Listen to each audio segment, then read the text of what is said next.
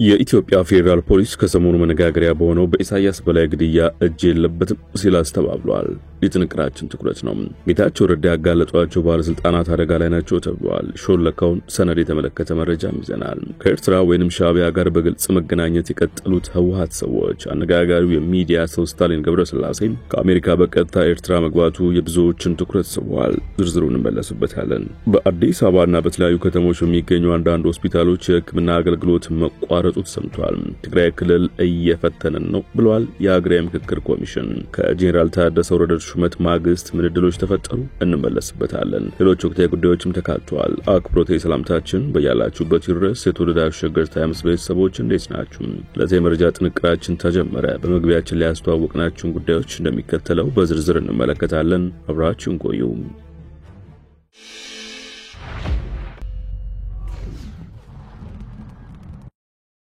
ወደ ቀዳሚ ጉዳያችን አምራችሁ ጌታቸው ረዳ ያጋለጧቸው ባለስልጣናት አደጋ ላይ ናቸው ተብሏል። የትግራይ ጊዜያዊ አስተዳደር ፕሬዝዳንት የጄኔራል ታደሰ ወረደ ጽህፈት ቤት ጌታቸው ረዳ በትግራይ በህገወጥ የሰዎች ዝውውር ላይ የተካሄደ ምርመራ ሪፖርት በማህበራዊ መገናኛ ዘዴዎች ላይ እንዲወጣ አድርገዋል በማለት አዲስ ባወጣው መግለጫ ከሷል። ጽህፈት ቤቱ ድርጊቱ በግለሰቦች ላይ ብቻ ያነጣጠረ ሳይሆን በምርመራው ሂደት የተሳተፉ ግለሰቦችንና የቤተሰቦቻቸውን ደህንነት አደጋ ላይ የሚጥል ነው በማለት አስጠንቅቋል። ጌታቸው በኩላቸው የምርመራ ሰነዱንና በሰነዱ ላይ ተመስርቶ የተከፈቱ የክስ መዝገቦችን ፕሬዝዳንቱ፣ የፍትህ ቢሮ፣ የፖሊስ ኮሚሽኑ፣ የጸጥታ ቢሮና አንዳንድ ከፍተኛ የጸጥታ ኃይሉ አዛዦች ያውቃሉ በማለት በማህበራዊ ትስስር ገጻቸው ገልጸዋል። ጄኔራል ታደሰ የጥናት ሰነዱን እውነትነት በመግለጫቸው አረጋግጠዋል ያሉት ጌታቸው ሰውን በባርነት መሸጥ የትግራይን ህዝብ የማይመጥን ወንጀል መሆኑን ግን ጄኔራል ታደሰ አላወገዙ በማለት ተችቷል። ጌታቸው የመሩት የነበረው ጊዜያዊ አስተዳደር ያካሄደው ምርመራ ከፍተኛ የክልሉ የጸጥታ አዛዦች ከኤልሻዳይ የበጎ አድራጎት ድርጅትና ከአንዳንድ ሆቴሎች ጋር በመተባበር ሐሰተኛ መታወቂያ በማዘጋጀት እና ከፍተኛ ገንዘብ በመቀበል ኤርትራውያን ስደተኞችን ወደ አዲስ አበባ ይልኩ እንደነበር የሚያረጋግጥ ነው ተብሏል። ከኤርትራ ወይንም ከሻዕቢያ ጋር በግልጽ መገናኘት የቀጠሉት የህወሓት ሰዎች ህወሓት ለሁለት ከተከፈለ በኋላ በሁለቱም ወገን አጋር ፍለጋ ጥርፊያ ላይ ይገኛሉ። በዋናነት በደብረጽዮን በኩል ያለው ቡድን አሳልፉን በግልጽ ከኤርትራ ጋር ማድረጉ ይፋ ሆኗል። እዚህም ደግሞ በተከታታይ ከኢሳያስ አፈወርቂ መንግስት ባለስልጣናትና ወታደራዊ አመራሮች ጋር ተከታታይ ግንኙነቶችን እያካሄዱ ይገኛሉ። የህወሓት ደጋፊ የሆኑ አክቲቪስቶችን በአደባባይ የአስመራ ሚዲያዎችና አጋሮቻቸው ጋር መገናኘታቸውን ቀጥለውበታል። አነጋጋሪው የሚዲያ ሰው ስታሊን ገብረስላሴ ከአሜሪካ በቀጥታ ኤርትራ መግባቱ የብዙዎችን ትኩረት ስቧል። በሰሜኑ ጦርነት ከኤርትራ በተቃራኒ የነበረው የፕሬዝዳንት ኢሳያስ አፈወርቂ መንግስት በተለያዩ ጉዳዮች ሲያብጠለጥል የሚታወቀው ስታሊን ትናንት በአጀብ አስመራ መግባቱ ነው አነጋጋሪ ሆነው። የቀድሞ ቤተ ክህነት ወኪል ያውኑ የሚዲያ ሰው እንደሆነ የሚነገር ስታሊን አሁን ላይ ኤርትራ መግባቱ ምን ሊያመላክት እንደሚችል ከወዲሁ ግልጽ እየሆነ ይመስላል ተብሏል። ከሳምንታት በፊት ተስፋ የተባለ የህወሓት ቀንደኛ ደጋፊ በተመሳሳይ በዛላምበሳ ከተማ ከኤርትራ ሚዲያ ጋር ቃለ ምልልስ ማድረጉ ይታወሳል። ይህ ቃለ ምልልስ ከተሰራጨ በኋላ የመቀሌ ከተማ ፖሊስ ግለሰቡን በቁጥጥር ስር አውሎት ነበር። ከዚህ በኋላ ግን የፖሊስ በጫና ምክንያት ግለሰቡን ከእስር ለመፍታት ተገዷል። ጄኔራል ታደሰ ወረደ ትግራይ ክልል ጊዜያዊ አስተዳደር ፕሬዝዳንት ሆነው ሲሾሙ ከፈረሟቸው አስገዳጅ ቃል ኪዳኖች መካከል የፌዴራል መንግስት እውቅና ውጪ የሀገርን ብሔራዊ ጥቅም በሚጎዳ መልኩ የሚደረግ የጎንዮሽ ግንኙነቶች መቆም አለባቸው የሚለው ይገኝበታል። በታደሰ የሚመራው ጊዜያዊ አስተዳደር ከፌዴራል መንግስት ውጪ ስራ ግንኙነት የማድረገው አካል የለም ሲል ይፋ ማድረጉ ይታወሳል።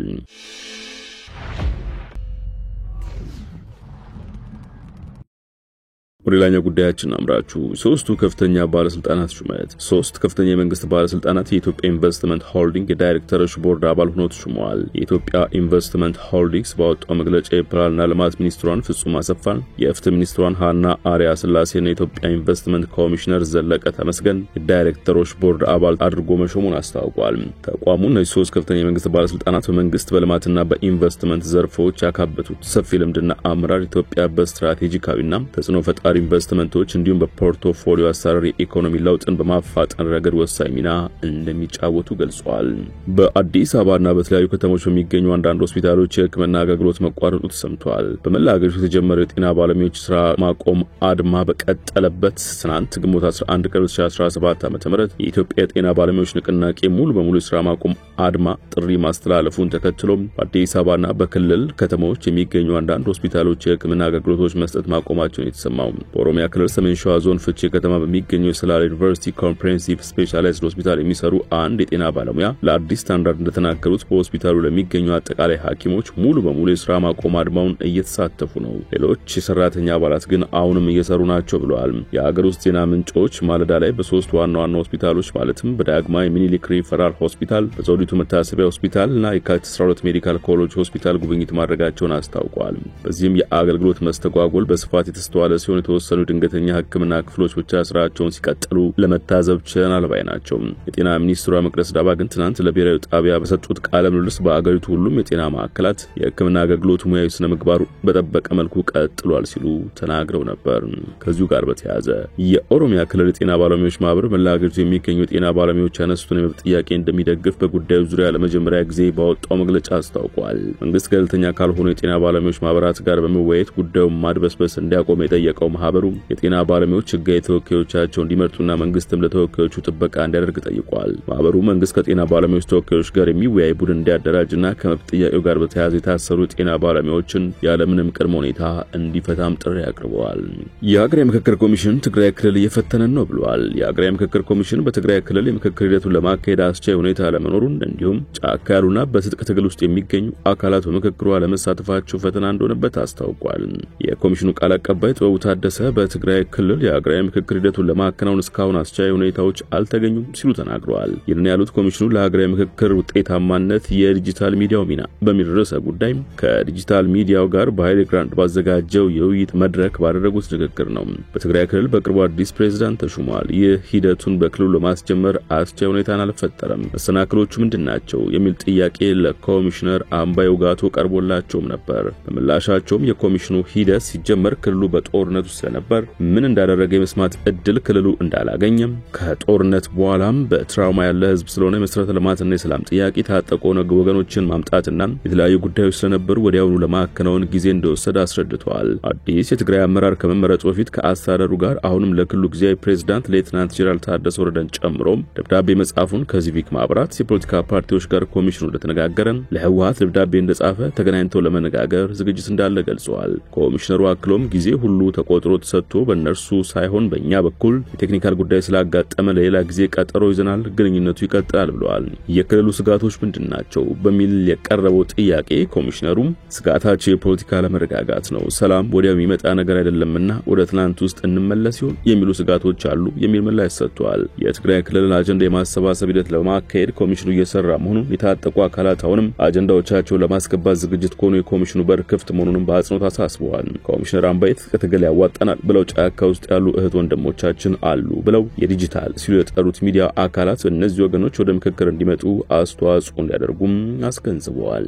በኦሮሚያ ክልል በቅርቡ ለመሰረታዊ ውትድርናና ፖለቲካዊ ስልጠና አዋሽ ቢሾላ ወታደራዊ ማሰልጠኛ ካምፕ ከገቡ የዞን የወረዳና የቀበሌ አመራሮች መካከል የሰባቱ ህይወት ማለፉ ተሰማ።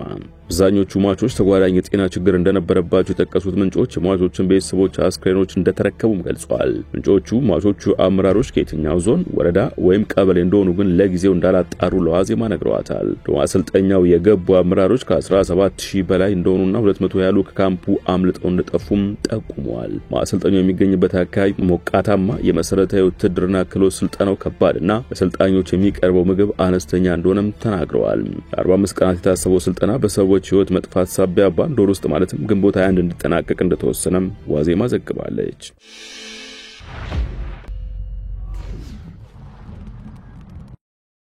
ወደ መጨረሻ ጉዳያችን አምራችሁ የኢትዮጵያ ፌደራል ፖሊስ ከሰሞኑ መነጋገሪያ በሆነው ኢሳያስ በላይ ግድያ እጅ የለበትም ሲል አስተባበለ።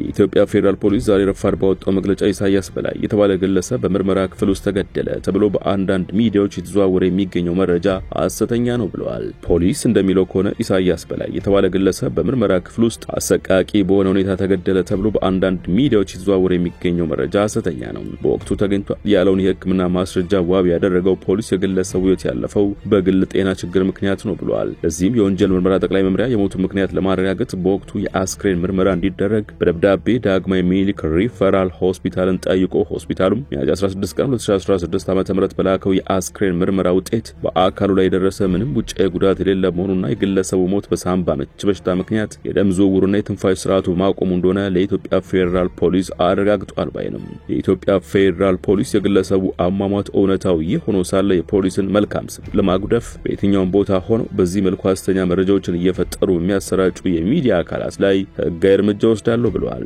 አክሎም ወንጀል ምርመራ ከሪፎርሙ በፊት እንደነበረው ኃይል የተቀላቀለበት ምርመራ የሚያካሂድ ሳይሆን አሁን ላይ ዓለም ደርሶበታል ባለው ቴክኖሎጂ ታገዘ ዛሬም ወደፊትም ሰብአዊ መብቶችን የሚያከብርና ባህሉ አድርጎ የሚቀጥል ነው ሲል ራሱን ተከላክሏል። የሳቱ መረጃ ጥንቅራችን አበቃ።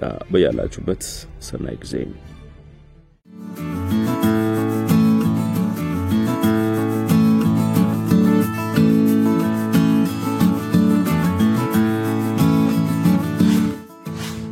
ሸገር ታይምስ ሚዲያን ሰብስክራይብ በማድረግና ደወሉን በመጫን ይከተሉን።